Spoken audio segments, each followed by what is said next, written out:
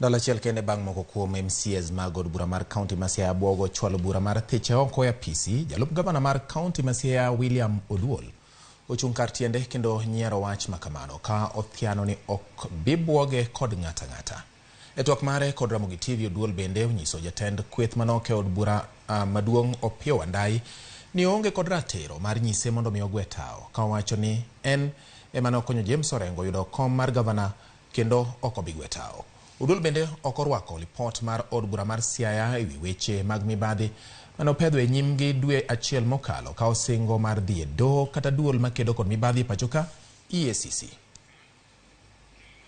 Pod awacho odiechieng' alanga ni ikwalo Siaya kendo kwalre to nyicha tero evidence. Wan gi options mang'eny. Anyalo tero gigi ka EACC kata ka DCI kata ka committee mar devolution mar Senate. Koro kik jo assembly par ni macha igiko. Wandai onego ng'e ni an ok ogwela. Mani sirkal mwaloso gorengo. Sama nwadhi campaign korengo yiera, gumbo ne en kod 78%, orengo ne 17.